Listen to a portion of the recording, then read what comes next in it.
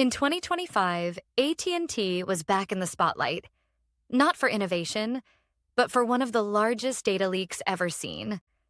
Millions of customer records suddenly resurfaced on the dark web. But here's the twist. This wasn't a new hack. It was old data, reborn. To understand how this happened, let's rewind. In 2024, AT&T confirmed two major breaches. The first exposed data from over 73 million customers, names, addresses, and even social security numbers. A few months later, another breach hit, revealing call and text metadata for nearly every AT&T wireless customer. That attack came through a third-party cloud platform, not AT&T's internal servers. These incidents sparked nationwide outrage and a massive class action lawsuit.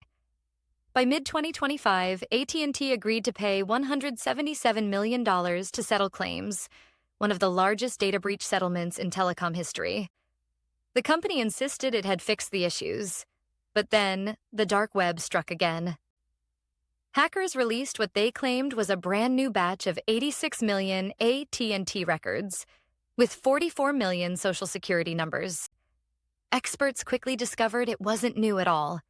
It was the same stolen data, reorganized, cleaned, and combined into complete identity profiles. That's what made this so dangerous. Old leaks had been repackaged into something far more powerful, ready to fuel identity theft, financial fraud, and phishing scams for years to come. The breach proved a harsh truth. Once data is exposed, it never truly disappears. Cybersecurity analysts warned that criminals were now blending these records with information from other leaks, creating near-perfect replicas of real people. Even though no new hacking occurred, the risk became greater than ever.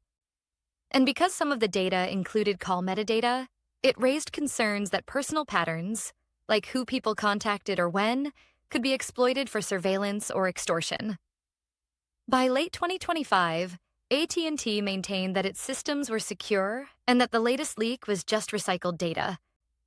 But to the public, it hardly mattered. Trust had already eroded. The idea that years-old data could come back to haunt millions of users felt like a wake-up call, not just for AT&T, but for everyone. Here are the lessons. First, data breaches never really end. Once your information is out, it can resurface at any time. Second, hackers don't always need new attacks. They just need to remix what they already have. Third, third-party vendors are often the weakest link in the security chain. And finally, transparency matters. Companies that delay disclosure only deepen the damage when leaks occur. So what can you do? If you've ever been an AT&T customer, check your eligibility for settlement claims. Freeze your credit. Enable strong non-SMS multi-factor authentication.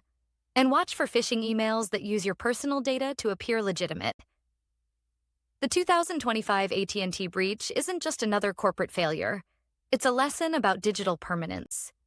Your data has a life of its own. Once exposed, it never truly dies. Cybersecurity today isn't just about prevention. It's about protecting what's already out there. At Future Shields A.I., we break down how technology, data, and AI are reshaping cybersecurity, and how you can stay ahead of tomorrow's threats. If you found this useful, subscribe and join the Shield, because defending your digital world starts with understanding it.